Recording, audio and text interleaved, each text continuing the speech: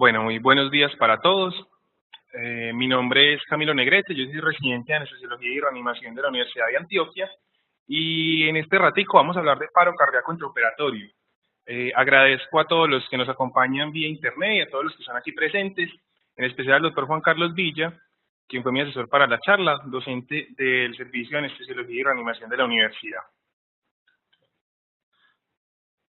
Dentro del contenido, entonces, hablaremos de la definición específicamente de paro cardíaco, la epidemiología, algo sobre la etiología, algunas consideraciones que desde anestesia deberíamos tener previas a un paro cardiorrespiratorio, el algoritmo de manejo, las metas hemodinámicas en reanimación cardiopulmonar, que es el tópico más fuerte, el más importante que vamos a abordar hoy, las consideraciones específicas que debemos tener en cuenta según la etiología de esa crisis y los puntos clave. Partimos entonces de que, con base en las guías de reanimación publicadas por la Sociedad Europea y por los americanos, definen el paro cardiorrespiratorio como el cese de una actividad mecánica cardíaca, asociado a ausencia de pulso detectable, falta de respuesta y apnea o respiraciones agónicas.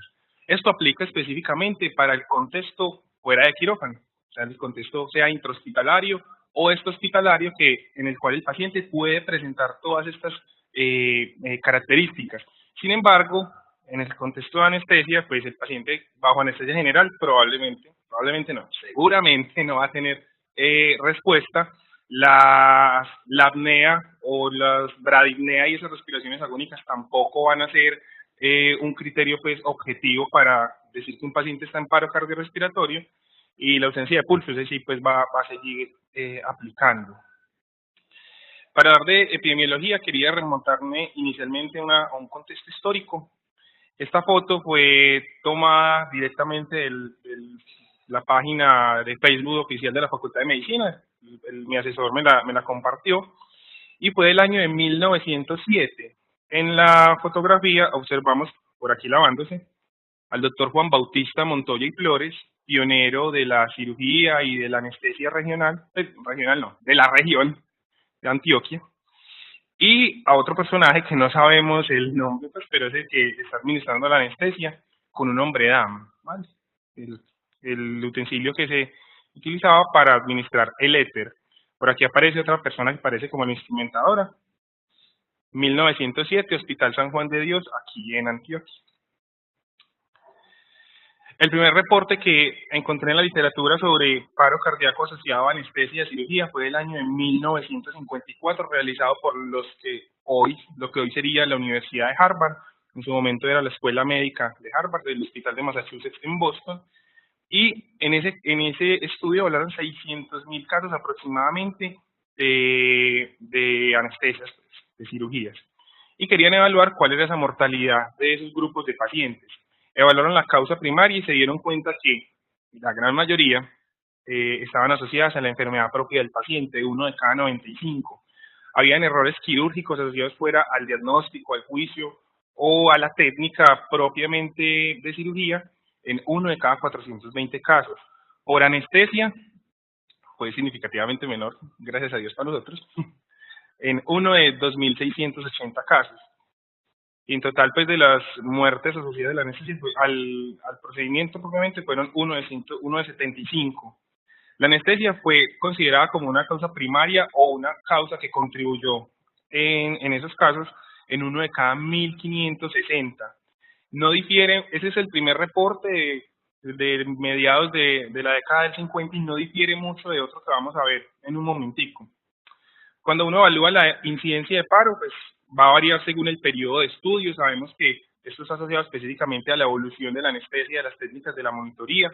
Sabemos que si cogemos un periodo, sobre todo de los 90 hacia atrás, la incidencia realmente era mucho mayor. También va a variar dependiendo de qué definimos como un paro perioperatorio.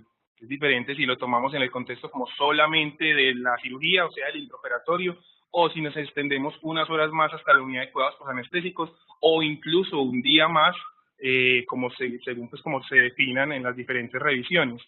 Y también va a variar si lo definimos como paro perioperatorio o específicamente asociado a la anestesia como una causa directa.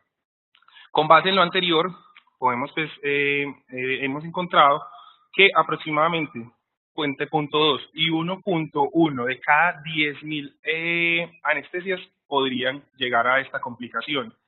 En la población pediátrica está claro que esa incidencia es mucho mayor, específicamente en las edades más tempranas, los neonatos y los lactantes menores. Esa incidencia puede llegar hasta casi 3 por cada 10.000 anestesias.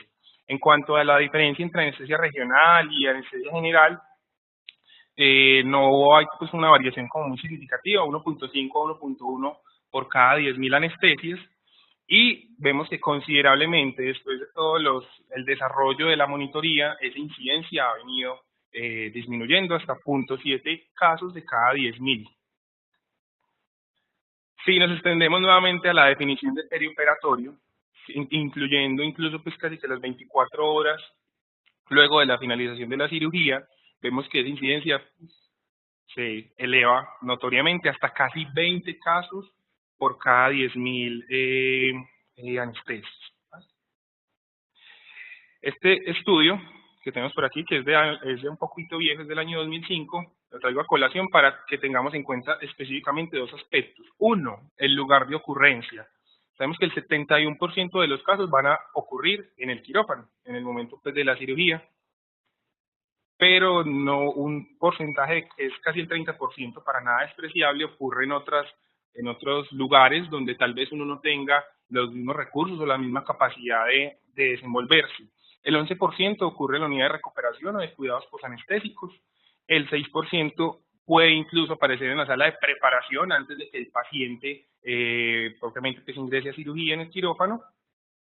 El 5% en las UCIs aquí entendidas como en el contexto de esa UCI, podría decirse entre comillas como perioperatoria, que es esa UCI como recuperación específicamente para los pacientes de trauma, hasta el 5%. En las salas generales, a veces pues los anestesiólogos pues, tendrían que ir a algún procedimiento, algún rescate de una vía aérea, lo que sea, hasta en un 4%. Y vemos un 2% en radiología. Cada vez son más los procedimientos que se hacen en este tipo de lugares y que requieren obviamente la intervención de anestesia, y un 2% en los traslados. Adicionalmente, si comparamos desde este estudio con el primero que les mostré del año de 1954, vemos que específicamente como factor único, el principal factor que se relacionó con los eventos cardiovasculares fueron las condiciones previas médicas del paciente, seguido de las reacciones a los medicamentos. Cuando uno combina más factores, se eleva notoriamente la asociación con las comorbilidades del paciente, pero vemos que también pues hay una relación ahí importante en el porcentaje asociado a la anestesia y al procedimiento específicamente. Cuando vemos el total de los casos, pues definitivamente el principal factor asociado va a ser las condiciones premórbidas, sin ser despreciable pues las consideraciones anestésicas y propiamente quirúrgicas. Dentro de la etiología, esto es muy denso y la traje a propósito. 1000 etiologías, muchas asociaciones, hay muchas causas que incluso pues obviamente superan las causas que uno leería solo en las guías de reanimación que se basan en paro extrahospitalario e intrahospitalario diferente a la anestesia. Las quise traer así para que viéramos como el montón que son, pero las vamos a agrupar en una mnemotecnia que se nos va a hacer como más sencillo de recordar y que toda la vida la hemos estado estudiando, que son las H's y las P's. ¿Vale? Las H's entonces, a diferencia de las guías de la AJA que plantean 5 H's, las guías europeas que plantean 4 H's, en el contexto de anestesia, para abarcar todo ese montón de etiologías, tenemos 8 H's. Esas 8 H's pues, son las mismas 5 iniciales que vemos en las guías de reanimación. Hipoxia, hipovolemia, hipohipercalemia, la acidemia secundaria pues, a los hidrogeniones, la hipotermia. Pero también incluimos estas otras 3, la hipoglucemia, la hipertermia maligna y la hipertonía vagal. La hipertonía vagal incluye muchas otras etiologías más pequeñas que terminan en lo mismo, asociados específicamente a los procedimientos quirúrgicos. Y las T's nuevamente, las mismas que ya conocemos. Toxinas, aquí en toxinas, además de tóxicos, incluimos los medicamentos anestésicos que podrían llegar a ser tóxicos según pues la dosificación y según cómo los utilicemos. El neumotórax a tensión, el tromboembolismo pulmonar, la trombosis coronaria, el taponamiento cardíaco y además, específicamente, pues el paro asociado al trauma, choque hemorrágico y lesión cardiovascular directa, las prolongaciones del QT, específicamente asociado a algunos medicamentos que podría recibir el paciente previo al procedimiento, y la hipertensión pulmonar, que no es para nada despreciable, sobre todo en esos casos que hay eventos cardiovasculares asociados a falla cardíaca aguda del ventrículo derecho. Previo al paro debemos tener en cuenta varios aspectos. Uno, en general, con el advenimiento de toda la monitoría que hoy en día utilizamos, específicamente las demoras para el reconocimiento de las crisis no suelen ser considerables, ¿cierto? Porque si tenemos la capnografía, la oximetría, el cardioscopio y uno ve una alteración, inmediatamente debe sospechar en alguna crisis que podría llevar al paciente a un potencial paro cardiorrespiratorio. Sin embargo, se han descrito pues que pudieran haber algunos factores que podrían estar asociados y uno pues es que el paciente está en anestesia general. Eso uno lo puede ver por lado y lado. Por un lado, pues uno podría decir, claro, como está en anestesia general, uno no se da cuenta si tiene el deterioro de conciencia, como si lo puede tener un paciente extrahospitalario o un paciente intrahospitalario fuera de quirófano, pero tenemos otras técnicas de monitoría que suplen esta característica. Dos, la respiración es controlada, igual. Como lo dije desde una de las primeras diapositivas, uno de los criterios para el diagnóstico de paro por fuera de quirófano es esa alteración en la respiración, o que el paciente tenga apnea o que tenga esas respiraciones agónicas. Sin embargo, pues en anestesia general, pues tenemos al paciente con ventilación controlada, pero, nuevamente, tenemos capnografía, podemos evaluar siempre si hay algún cambio en este parámetro, tenemos las diferentes curvas en el ventilador, si hay un aumento de las presiones específicamente que nos puedan sugerir crisis. El posicionamiento a veces ustedes también lo consideran como un factor importante y es que no todos los pacientes lo superan en supino. Entonces, sobre todo pues en los que están en decúbito prono y en decúbito lateral podría retrasar el reconocimiento de algunas crisis y el cubrimiento con los campos quirúrgicos. Esto aplica pues principalmente para esas crisis que tienen compromiso cutáneo, como lo es la anafilaxis. Por acá hay un estudio en el que quisieron evaluar ese impacto que hay en la supervivencia cuando se presentaban retrasos en la desfibrilación en los pacientes que presentaban paro intraoperatorio o en otros procedimientos, y se dieron cuenta específicamente, pues estamos hablando de si es para desfibrilar, ritmos desfibrilables exclusivamente, y se dieron cuenta específicamente que la probabilidad de supervivencia sí se veía francamente afectada cuando había un retraso en la desfibrilación en los procedimientos en los eventos que eran alrededor de procedimientos fuera de quirófano. Pero en quirófano no hubo esa diferencia significativa. Uno podría aludir pues a que específicamente en quirófano probablemente la monitoría sea la adecuada para uno tomar las decisiones rápidas y evitar el retraso en el reconocimiento de la crisis y en el tratamiento de las mismas, ¿vale? Otras consideraciones que debemos tener previas al paro es que en anestesia los paros en general van yendo como sucesivamente. Es escaso el caso que sea un evento agudo, súbito, de repente el paciente estaba bien y ya está en paro. Casi siempre hay unas condiciones que previamente le hacen pensar a uno, ojo, este paciente puede progresar a un paro cardiorrespiratorio. Entonces uno siempre debe tener presente que el paciente tiene cualquier clínica de choque, obviamente el tratamiento específico, el reconocimiento de la crisis es indispensable antes de un paro. Siempre dentro de las habilidades no técnicas, siempre no hay que esperar el paro solamente para solicitar ayuda. Desde la misma crisis uno podría estar informando, obviamente, al resto del equipo, tanto quirúrgico como del resto de la sala. Siempre solicitar el paro, el carro de paro. Continuar el procedimiento si es posible, depende, ¿cierto? Sabemos que en el contexto de propiamente el paro, el procedimiento pues en ese momento sí se debe tener y al final pues si retorna a la circulación espontánea, pues se evaluará en conjunto la pertinencia de la continuación del mismo o el cambio pues del procedimiento. Antes de las crisis, si es posible, se podría continuar, pero exclusivamente si la crisis pues permite la continuidad del procedimiento. La FIO2, esto también es un aspecto ahí que puede ser un poco debatido, pero cuando están en el contexto de crisis plantean siempre FIO2 al 100%, recordando que si el paciente después tiene retorno a la circulación espontánea, esa FIO2 sí debería reducirse con el objetivo principal de lograr una saturación de oxígeno mayor de 92. Si sin FIO2 adicional lo logra, no hay necesidad de subirla. Siempre confirmar el posicionamiento y el adecuado funcionamiento de los dispositivos de la vía aérea, siempre evaluar, eso lo debe hacer uno pues antes de todo procedimiento, pero siempre evaluar que la máquina de anestesia y el circuito esté funcionando perfectamente, revisar cuáles son las tendencias hemodinámicas del paciente previo a la crisis, específicamente la cardiografía, y siempre la administración de los cristaloides intravenosos va a ser una de las consideraciones que uno debe tener previas al paro.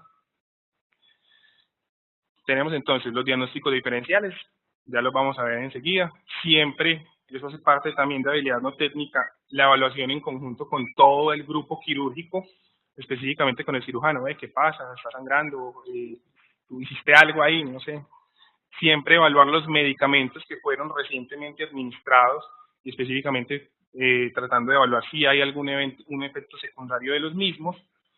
En algunos contextos nos podría ayudar el ultrasonido y la radiografía de tórax, específicamente pues íbamos a buscar alguna de las etiologías, sea neumotórax o tensión, sea que vayamos a buscar algún troponamiento cardíaco, enseguida vamos a hablar más de eso.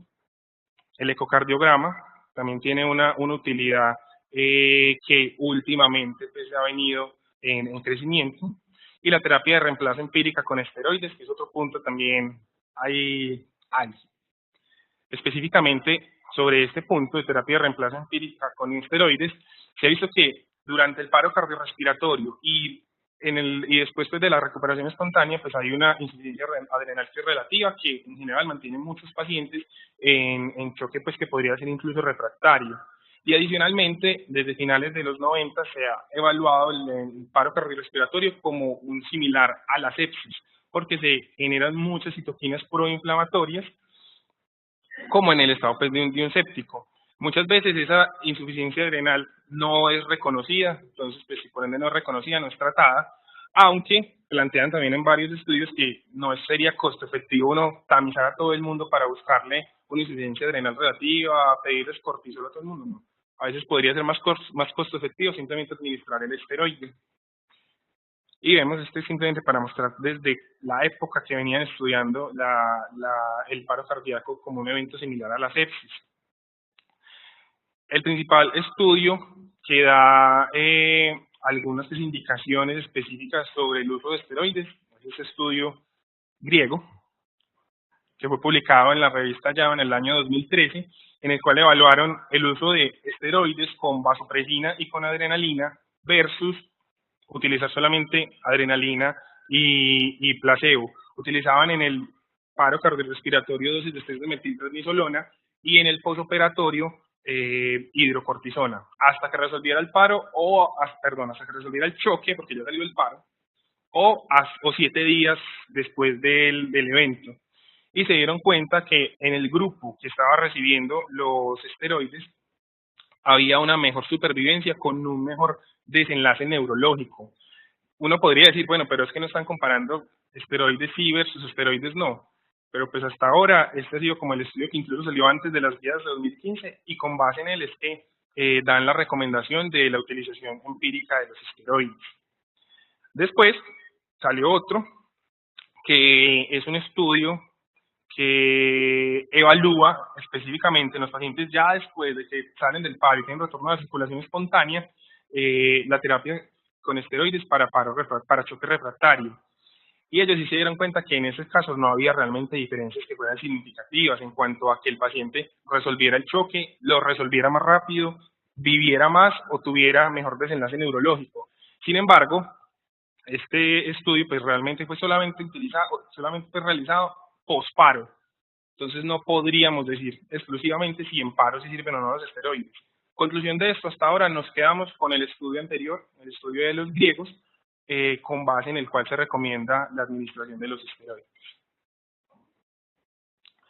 Tenemos entonces, ya estamos en el contexto ahora sí del quirófano, que es lo que en general podría pasar, que se pierda la curva de capnografía. Entonces uno dice, ay, se dañó el capnógrafo, se dañó la trampa, o se desconectó el circuito, o se estuvo el paciente, ¿cierto? Hay causas que uno siempre tiene que evaluar, pero tener también en mente que puede ser que el paciente tenga un paro cardiorrespiratorio. Y si adicional a eso hay otra alteración dentro de la monitoría, indudablemente pues la causa sí va a ser esa.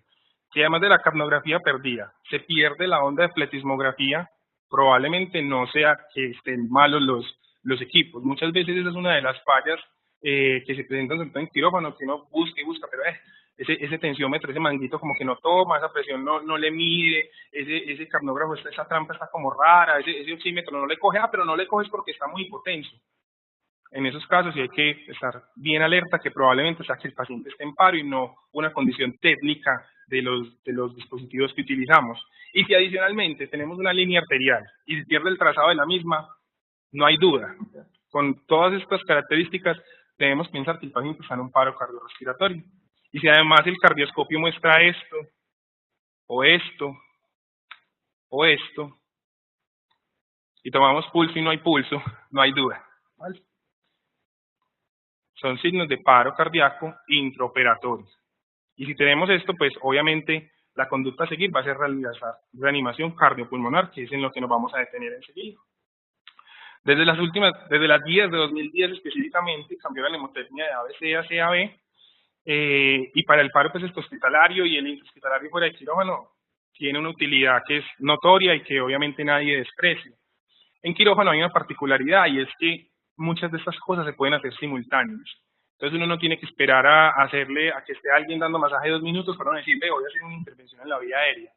Realmente si uno tiene todo el equipo quirúrgico, probablemente el cirujano sea el que esté comandando la parte de las compresiones, mientras el anestesiólogo se encargará de hacer el manejo de la vía aérea. Y probablemente pues primero lo podría ya tener intubado, si no lo tiene intubado, probablemente lo puede hacer fácilmente y de forma rápida, no se va a perder pues mucho tiempo, como dicen en las guías, que no se pierdan más de 10 minutos, más de 10 segundos en cada una de las otras intervenciones.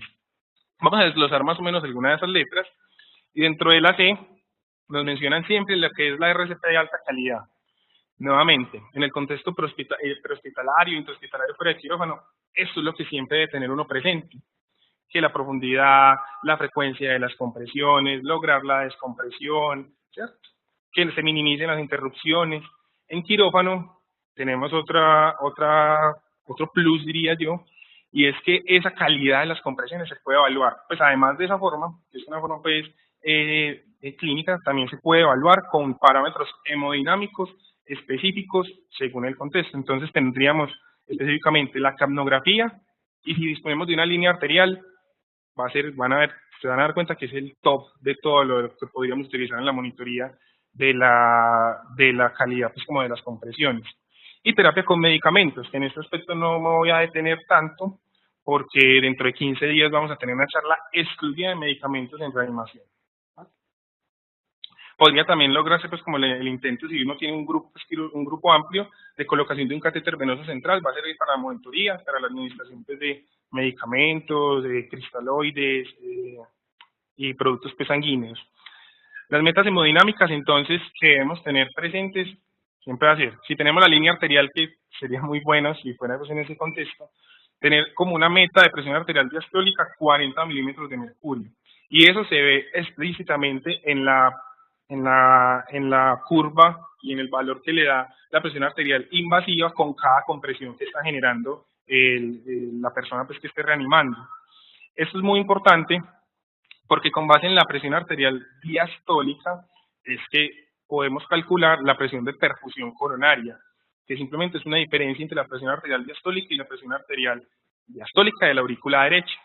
Y esa presión de perfusión coronaria debería ser superior a 20 para uno asegurar que tiene adecuada perfusión miocárdica, que es uno de los principales factores que debemos tener en cuenta en la reanimación.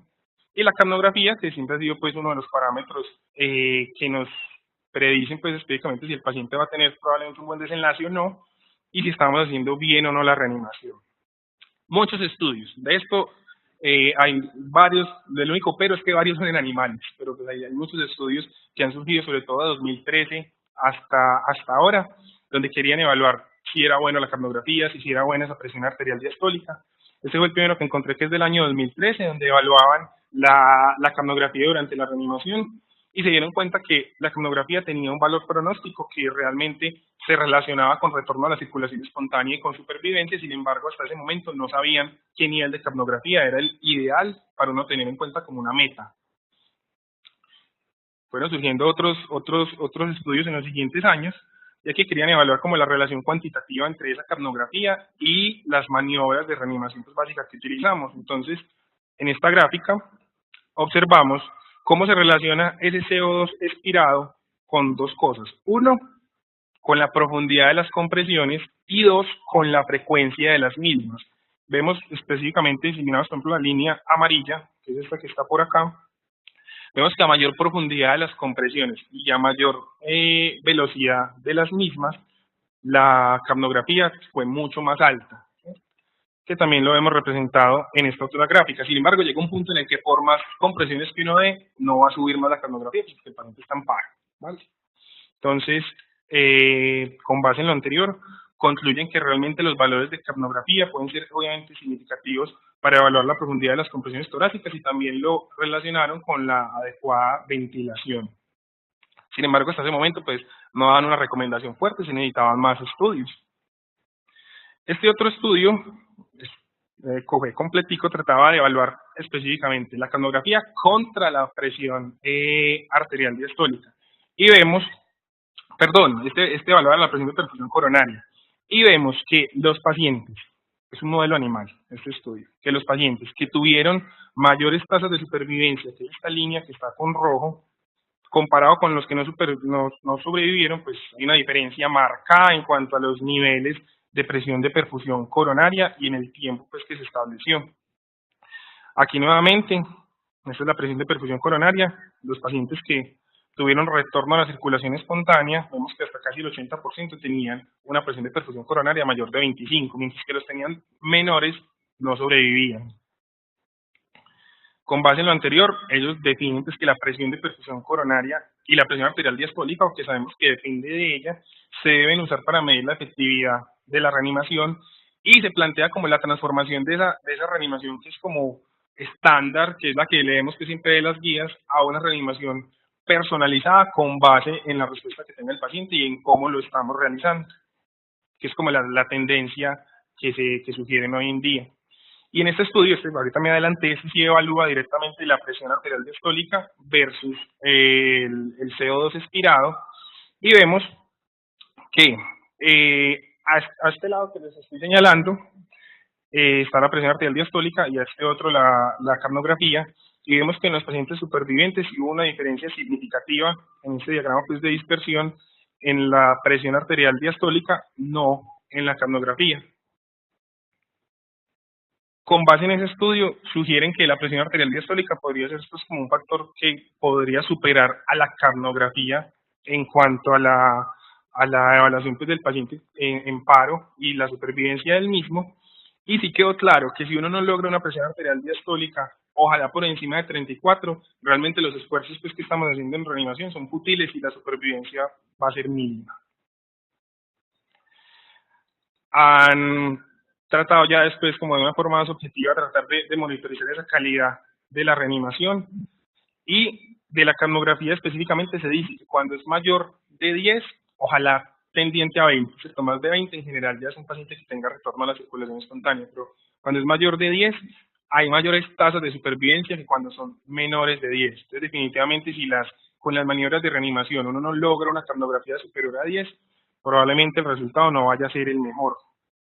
Y esta es el última, que es una revisión sistemática que quiere evaluar como esa retroalimentación que hay en cuanto a los eventos de reanimación cardiopulmonar en los grupos de trabajo. Y hay una tendencia a que esa reanimación pues como hemodinámica dirigida específica al paciente puede ser mejor que la reanimación estándar.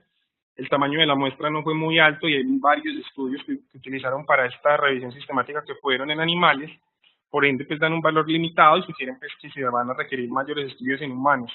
Sin embargo, pues esa es como la tendencia que hay hasta ahora y probablemente en guías futuras vamos a llegar a esas recomendaciones. Otros, esos fueron los principales pues, parámetros hemodinámicos que tendríamos en cuenta, pero hay otros dos que pueden ser muy útiles. El NIRS también ha sido pues evaluado como uno de los factores que pueden predecir que el paciente vaya a tener una adecuada supervivencia. Y aquí vemos específicamente en dos grupos que compararon los valores específicos del NIRS y vieron que en los pacientes que no sobrevivían, el NIRS realmente estaba muy bajito. Esa oximetría cerebral pues sí se relacionó con la supervivencia, sobre todo cuando estaba por encima de 30. Aquí nuevamente en la gráfica del lado, los que estaban menores de 30 por más cantidad de tiempo, en color negro fallecieron. Los que estaban mayores de 30, en color gris, fueron los supervivientes. Entonces sugieren que el NIRS podría ser una de las herramientas a utilizar para medir pues, como la calidad de la RCP y el retorno a la circulación. Otra cosa buena es que no interfiere con las maniobras, porque pues, simplemente puedes tener los electrodos puestos en la frente del paciente y no va a tener pues, ninguna interferencia con la parte torácica. Sin embargo, no en todas partes está. Ese es el pero y no en todas partes se utiliza. Y aquí fue un estudio que utilizaba el NIRS específicamente para evaluar en ritmos desfibrilables y en ritmos no desfibrilables. Y se dieron cuenta que la oximetría pues, era un predictor específico de retorno a la circulación espontánea. Fue más relacionado con actividad eléctrica, impulso y asistolia, probablemente pues, cuando pensamos en causas pues, hipóxicas. Y si realmente cuando el NIRS era persistentemente bajo, por debajo de 30, realmente pues lo que estábamos haciendo y el porcentaje pues, de pacientes que sobrevivía eran mínimo, entonces no era muy fútil. Y la ecocardio es lo otro pues, que tenemos como en boga actualmente, para evaluar sobre todo algunas causas que pueden ser que se pueden corregir específicamente en el evento pues, de un paro cardiorrespiratorio. En este estudio, que no encontré estudio específico de anestesia, este es un estudio pues, de medicina de urgencias, ellos utilizaban pues, la ecografía transtorácica en las diferentes proyecciones, en las diferentes ventanas que conocemos, y se dieron cuenta pues, que obviamente para evaluar las causas potencialmente reversibles eran muy útiles. Taponamiento cardíaco, hipovolemia, si había alguna dilatación ventricular que sugiriera alguna falla específica por el ventrículo o algún embolismo, la disección de la aorta proximal, la ruptura del septo por un infarto agudo de miocardio, si hay disfunción valvular grave, y además pues, se puede extrapolar según el protocolo que uno utilice y evaluar la parte pulmonar y mirar si hay neumotoras. La ahí se me volvió. Y aquí específicamente pues vemos un parasternal eje largo donde observamos específicamente un taponamiento cardíaco. Entonces, realmente pues para el personal entrenado podría realizar ese diagnóstico rápidamente. Problema de la transtorácica, que interfiere con las maniobras de reanimación, obviamente. Tiene que ser pues un personal que esté capacitado en hacerlo rápido para evitar pues el retraso de las compresiones. Aunque obviamente en estos casos, si uno piensa que va a ser un taponamiento cardíaco, pues el tratamiento va a ser obviamente la descompresión pues, del saco pericárdico. Y la ecotransesofágica tiene un mejor perfil, podríamos decirlo así, permite evaluar la calidad de la reanimación cardiopulmonar, no obstruye las compresiones, que sabemos que la sonda va por la boca y hacia el esófago. El problema es que no está disponible obviamente en todas partes y que tiene que haber un personal, un operador entrenado en realización de eco transesofágica. También sirve para evaluar obviamente causas potencialmente reversibles y le dan un plus específicamente a ritmos de paro. Muchas veces uno confunde la sistolia con fibrilaciones ventriculares muy finas.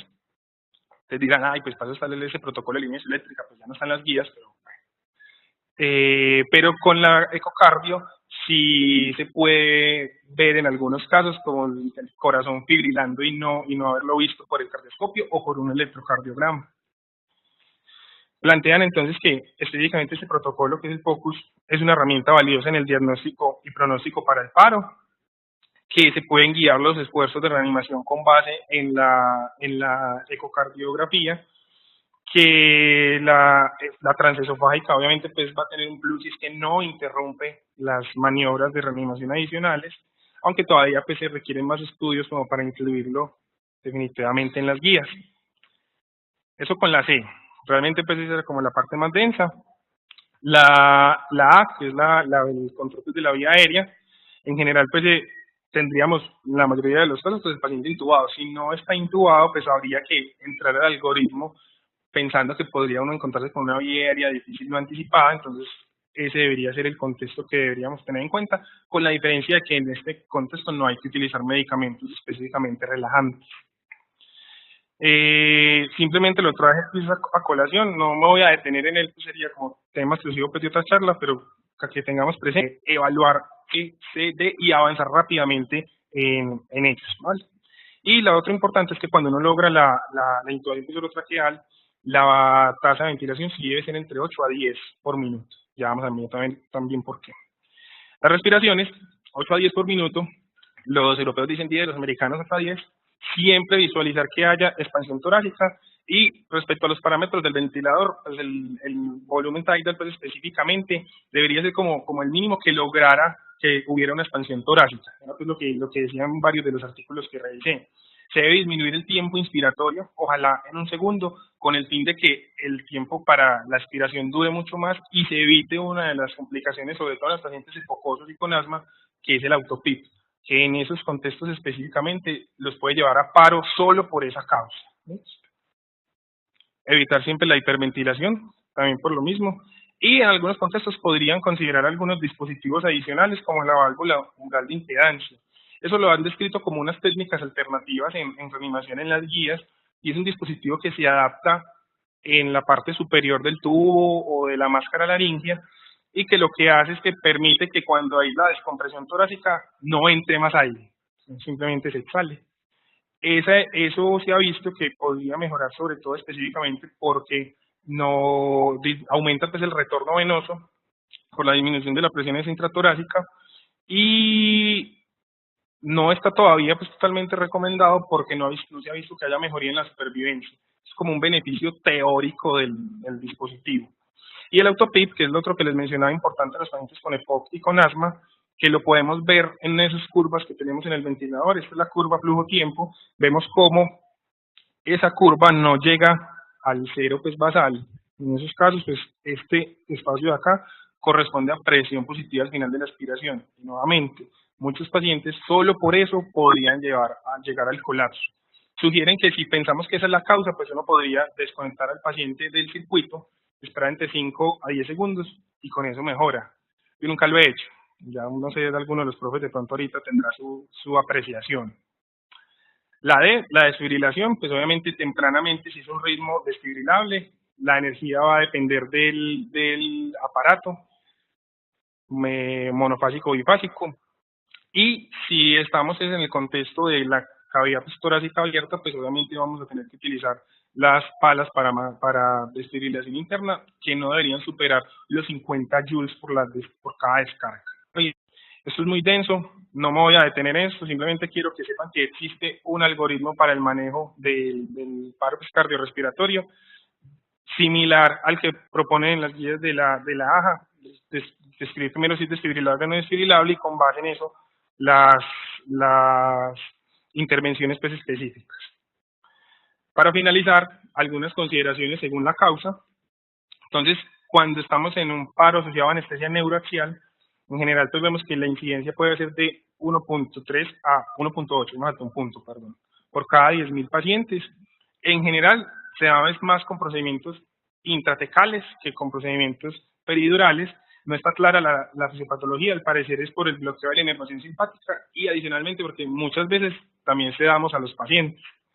Y hay unos factores de riesgo pues que los describen como más a tener presente cuando tenemos casos de paro con anestesia neuroaxial, los pacientes pues, más enfermos, hasta 3, hasta 4, la edad, eso me pareció controvertido, las personas menores de 50 años, si el paciente ya de entrada está bradicárdico, es un factor de riesgo, si está bradicárdico y tiene un bloqueo, más factor de riesgo, si utiliza beta bloqueadores y si logramos un nivel sensitivo muy alto con la dosis del anestésico, específicamente cuando subimos de T6. Toxicidad por anestésicos locales, podríamos hacer un seminario de cada una de estas etiologías. La idea es que miremos pues como los tópicos básicos. Respecto a la toxicidad, sabemos que existen pues las dosis tope, que los efectos van a ser dependientes de esas dosis. En general, lo principal y lo que va a comprometer la vida del paciente es el compromiso cardíaco. Se han visto diferencias respecto al sitio de inyección. En general, los bloqueos de nervio periférico están más asociados, aunque pues si uno se pone a ver, pues, si uno hace 10 bloqueos, hace una epidural. Entonces, probablemente sea por la cantidad de procedimientos que se realizan. Pero pues lo que dice pues, la literatura es que el sitio de inyección, el bloqueo de nervio periférico, se asocia más a toxicidad. La bupivacaína es el anestésico local con más toxicidad asociada por su compromiso cardíaco. Muchas manifestaciones neurológicas y cardíacas no necesariamente tienen que ser unas antes que otras, pero siempre pues tenerlas presentes en si el paciente llegara a referir alguna de ellas en el contexto de que no esté bajo anestesia general o de que presente pues si están con anestesia general extrasístoles, cambios rápidos en el cardioscopio de bradicardias, taquicardias rápidamente, si hay bloqueo AB, ¿cierto? Si el paciente pues convulsionara. Y para eso específicamente pues hay que tener unas consideraciones previas cuando uno reconoce la crisis y el paciente no está en paro y unas consideraciones cuando el paciente está en paro. Obviamente, pues si es un anestésico local que sea por una infusión, sea pues por un catéter perineural, por un catéter epidural, pues suspender la infusión del mismo. Si tenemos bloqueos de alto grado, MOVIS 2, B o 3, considerar el marcapasos transcutáneo pues, específicamente, y si tenemos la técnica para el transvenoso también, y la administración de la emulsión lipídica, que es el antídoto específico de 1.5 mililitros por kilo iniciales, que palabras más, palabras menos, para un paciente promedio serían 100 mililitros, y una infusión de 0.25 mililitros por kilo minuto, que haría aproximadamente 1000 cc, que es de lo que viene la presentación de esta viene de 500, por la que disponemos que sacar el 20% y 1000. Si hay inestabilidad hemodinámica a pesar de ese bolo, uno podría considerar repetir el bolo o duplicar la tasa de velocidad de la infusión. Pues a más de 1000 cc no le va a dar ninguna bomba, necesitaríamos otra bomba. Y si convulsiona, pues el manejo pues puede ser específicamente con las benzodiazepinas, como cualquier otro evento pues convulsivo. En el contexto de paro, pues obviamente tenemos que agregar las maniobras avanzadas de reanimación. Hay un punto muy importante acá y es la dosis de la adrenalina. En el contexto de toxicidad por anestésicos locales, estos medicamentos aumentan la sensibilidad a la epinefrina. Entonces, y probablemente si hay retorno a la circulación espontánea, la respuesta simpática va a ser mucho más deleteria después. Entonces, siempre en el contexto de intoxicación por anestésicos locales han sugerido disminuir las dosis hasta 10 veces, ojalá 100 microgramos por cada una de las dosis. Se debe continuar obviamente la emulsión lipídica, plantea pues el uso de otros medicamentos, el bicarbonato, los antihistamínicos, la amiodarona hacía arritmias ventriculares, no los calcioantagonistas. Sabemos que los anestésicos locales también bloquean canales de calcio, y como estos pacientes en general tienen buen pronóstico, si esta es la causa, se plantea una reanimación prolongada, y si está el recurso, la circulación de membrana extracorpórea. Anafilaxia, hace poco, a los finales del año pasado, tuvimos una charla exclusiva de este tema. Entonces yo creo pues, que está muy más que claro de todo lo que hemos hablado al respecto. Es raro que se presente pues, anafilaxia, pero es una condición que cuando se presenta puede ser muy amenazante para la vida. Hay un amplio rango de manifestaciones. En anestesia lo principal que es asociado está claro que son los bloqueadores neuromusculares. También los betalactámicos, sabemos que los pacientes a todos les ponen profilaxis, a todos no, a la gran mayoría les ponen profilaxis antibiótica para los procedimientos. El látex y la inyección de medios de contrastes. Si se presenta angioedema o estridor, siempre asegurar la vía aérea. Y nuevamente, previo al paro, pues hay unos manejos específicos, quitar el agente que está generando la reacción, la epinefrina, que es el antídoto, no antídoto, pero es el tratamiento pues, específico, los cristaloides, los antihistamínicos, y siempre considerar pues, la evaluación para tener un criterio objetivo de que hubo una reacción alérgica, que sería midiendo la triptasa sérica. Y si está en paro, pues realmente no van a haber pues, consideraciones pues, específicas, solo pues adicionarle a lo anterior las maniobras avanzadas de reanimación. Neumotoras a tensión, lo principal va a ser es sospecharlo específicamente. Sabemos que es diferente cuando el paciente tiene ventilación espontánea a cuando está bajo ventilación mecánica. Muchas veces pues, no va a tener el cuadro florido que siempre nos han descrito desde que veíamos en cirugía. Probablemente estos pacientes puedan cursar solo con hipoxemia repentina, con taquicardia, con hipotensión, enfisema subcutáneo y un valor que es muy importante es el aumento de la presión inspiratoria que lo podemos ver obviamente en el ventilador. Si se presenta colapso pues, circulatorio y paro, se tienen que realizar las maniobras avanzadas de reanimación, se puede apoyar uno del ultrasonido y los rayos X y el tratamiento específico pues ya lo conocemos también, o la descompresión con la aguja o la sonda tórax pues si está el personal indicado.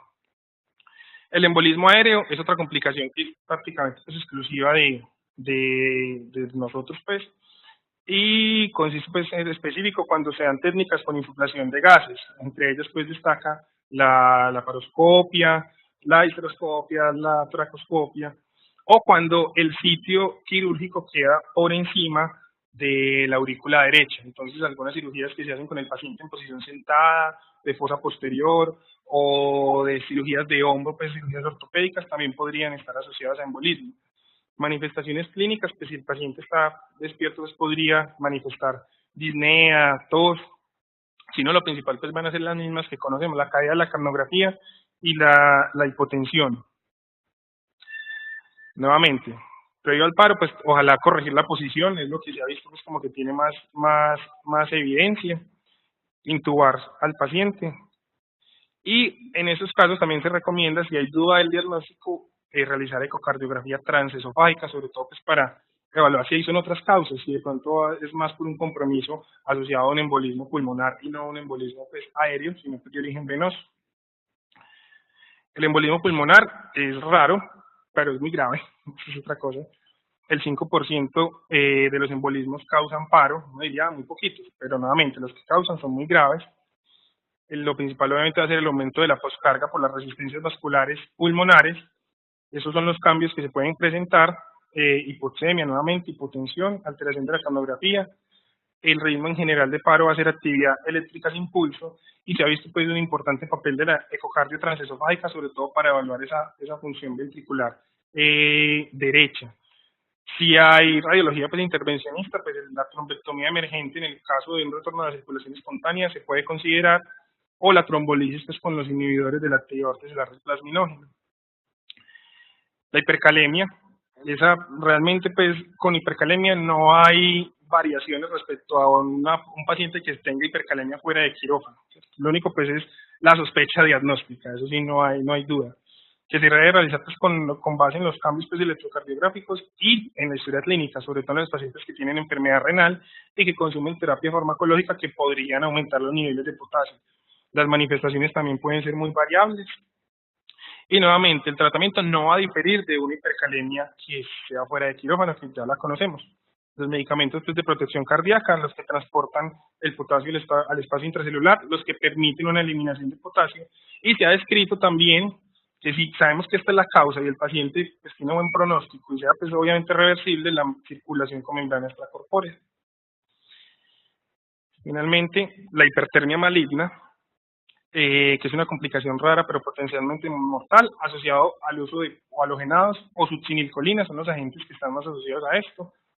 Todas las manifestaciones que tenemos presentes, la principal es obviamente el aumento voladísimo de la capnografía, más la temperatura, que eso pues deberíamos incluirlo obviamente dentro de la monitoría de los pacientes, la hipertensión y los cambios pues, asociados a la rhabdomiolisis y la mioglobinuria pues, que se presenta. Siempre tener diagnósticos diferenciales, la sepsis, la tirotoxicosis, el síndrome neuroléptico maligno en los pacientes que vienen recibiendo antipsicóticos. Y el tratamiento, pues que ya lo conocemos pues específicamente, el antídoto que es el dantrolene, que no en todas partes lo hay, y el enfriamiento activo, tanto pues con mantas como con el uso de cristaloides. Siempre solicitar ayuda, siempre que uno piense pues que este va a ser el diagnóstico, y si la cirugía tuviera que continuar, se debe cambiar obviamente pues a una técnica intravenosa exclusiva. Para finalizar, entonces recordar que el paro cardiorrespiratorio tiene una baja incidencia en general, pero que es una complicación muy grave. que en general se presenta más en quirófano y en la unidad de cuidados posanestésicos, la mnemotecnia de las 8 T's y las 8 H's, para que los tengamos presentes para evaluar la etiología. El rápido reconocimiento de la crisis puede marcar la diferencia en el pronóstico del paciente. Dentro de las habilidades no técnicas, siempre el reconocimiento de la crisis y la solicitud de ayuda va a ser muy importante, más las listas de chequeo. Eso es otro tema, pero no lo incluyo acá, que tenemos listas de chequeo de todas estas crisis. La terapia empírica con esteroides, que ya vimos la evidencia. Siempre reconocer los signos de paro rápidamente. Y las metas hemodinámicas. Ojalá pues la capnografía siempre mayor de 10, la presión arterial diastólica si tenemos una línea arterial mayor de 40, que se traduce en una presión de perfusión coronaria mayor de 20. Vemos el papel últimamente del NIS y la ecocardiografía, y finalmente siempre tratar la causa específica del paro. Suficiente. Comentarios, preguntas. Muchas gracias, Camilo, por tu presentación y por la revisión, que sé que fue bastante profunda y extensa. En este tema de reanimación cardiopulmonar, siempre se debe tratar de manejar como por escenarios. Y nosotros como anestesiólogos debemos entender que si bien existen unas guías internacionales de reanimación cardiopulmonar, no todo lo que dice allí aplica para el escenario de quirófano, como la reanimación de quirófano no aplica al servicio de urgencias o de hospitalización. Entonces, por eso hay que marcar muy claramente las diferencias, como lo hiciste a través de la conferencia. Buenos días. Camilo, yo quisiera que me ampliaras un poquito más, porque frente a las metas planteadas en la reanimación del paciente con paro cardíaco perioperatorio, tú te fuiste mucho al escenario del paciente críticamente enfermo o de trauma, al plantear que lo ideal sería tener una línea arterial, ¿cierto? Resulta que el escenario normal no es ese. Y te quedaste en ese discurso toda la conferencia planteando presiones arteriales diastólicas mayores de 40, y si miramos en la práctica, precisamente es una de las más inespecíficas. Cuando evaluamos con un tensiómetro normal, sabemos cuáles son las más confiables y cuáles tienen más porcentajes de errores, y es precisamente la diastólica. Y te quedaste en presión de perfusión coronaria, ¿cierto? Entonces yo quisiera que me hablaras un poquito más de las metas cuando no tenemos ese escenario en un paro cardíaco perioperatorio en anestesia y no tenemos precisamente línea radial, que es lo normal, y no tenemos las otras posibilidades y nos vamos con el electrocardiograma, con la oximetría, con la capnografía y con la presión arterial no invasiva. Listo, profe. Específicamente pues de ese tema, los estudios que plantean la presión arterial diastólica, pues todos son con monitoría invasiva, ¿cierto? Con presión arterial invasiva. No encontré alguno que fuera exclusivamente como realizado con un tensiómetro convencional de presión arterial no invasiva. Y en esos contextos, que son la mayoría, como usted lo dice, que no hay línea arterial, el seguimiento adecuado de la reanimación va a estar basado por no el seguimiento, sino la evaluación de la calidad de las maniobras de reanimación. El principal ítem que está en este caso sería la capnografía. Esa sí la tenemos pues disponible, siempre esa debe estar por encima de 10 milímetros de mercurio. Si está por debajo sabemos que se ha asociado pues a resultados futiles en el paciente. Y los otros aspectos de la monitoría, de la oximetría de pulso, el cardioscopio, si bien son útiles, no marcan pues como una diferencia grande en comparación con la capnografía y con los invasivos que ya mencionamos, porque específicamente pues el cardioscopio uno podría tener un paciente que tenga un ritmo sinusal y esté en paro, entonces exclusivamente por el cardioscopio no podríamos basarnos. Diferente pues un ritmo desfibrilable, pues ahí sí no hay duda alguna. Y con la pletismografía, la oximetría, tiene utilidad sobre todo pues si el paciente tiene retorno a la circulación espontánea y tiene pues una adecuada perfusión que alcance para que dé una onda pletismográfica. Sin embargo, nuevamente, la capnografía sí tiene pues un mayor papel, y incluso pues tanto en el paro como para el retorno a la circulación espontánea.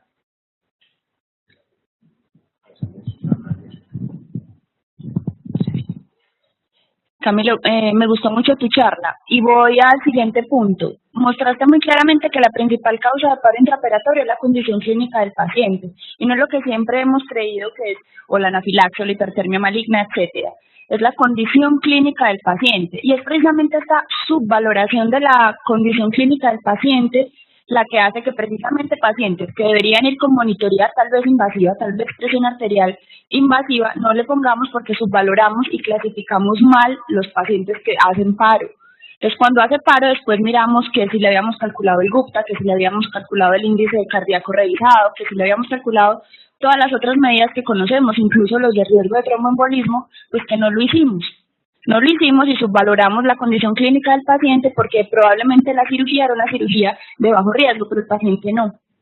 Entonces, probablemente los pacientes que sí hacen paro, que son los que más hacen paro, que son los más enfermos, no los tenemos con la adecuada monitoría y perdemos el valor en la reanimación de esa presión arterial invasiva que mencionaba el doctor Esmer. Entonces, no podemos olvidar que son esos los que más hacen paro, que no son los sanos, y que la anafilaxia y la hipertermia maligna son el evento más raro versus las condiciones de los pacientes. Muy buena la revisión, me gustó mucho.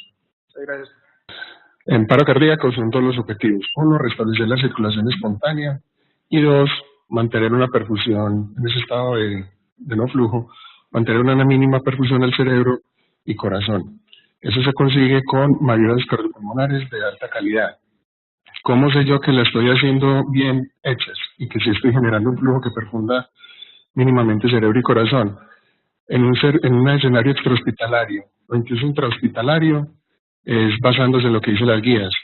Una profundidad entre 5 a 6 centímetros, entre 100 a 120, no interrupciones, en lo mínimo, buena compresión, buena descompresión. ¿Qué se hace? Pero esa perfusión con tecnología la podemos objetivizar. Mínimo una capnografía, siguiendo las metas que vos explicaste. Hoy día en los servicios de urgencias se ven implementando la medición de la capnografía justamente para poder valorar si esa reanimación cardiopulmonar si es de calidad. Lo de la línea arterial es importante porque quienes la utilizan son o en cuidados intensivos o en quirófano. No hay otro escenario donde se esté usando ese tipo de monitoría. Y teniéndola, no se sabe o no tenemos claro cuáles son los objetivos. La reanimación hecha con capnografía o hecha con línea arterial es muy distinta a la que se puede hacer sin ellas, porque uno sí objetiviza las cosas y uno puede saber qué reanimador, qué persona que está haciendo las compresiones torácicas sí las está haciendo bien hechas, en el sentido de que está generando un flujo adecuado, visto en la capnografía o visto en la línea arterial, al punto que uno puede en un momento dado escoger quiénes hacen las compresiones y quiénes no, porque no están cumpliendo las metas de flujo trazadas. Hay una tendencia, no acá en Colombia, pero sí hay muchas publicaciones que están saliendo en Estados Unidos, descripciones, donde en el servicio de urgencias pues ya se reanimación guiada por capnografía. Desde hace mucho tiempo, apenas acá se está implementando este tipo de monitoreo en los servicios de urgencias. Pero lo que quiero decir es que en Estados Unidos los urgentólogos con las habilidades que tienen con el ecógrafo, en paro cardíaco, si hay el personal suficiente, están cogiendo líneas arteriales femorales guiados por eco, justamente para orientar de forma objetiva la reanimación cardiopulmonar. Muchas gracias.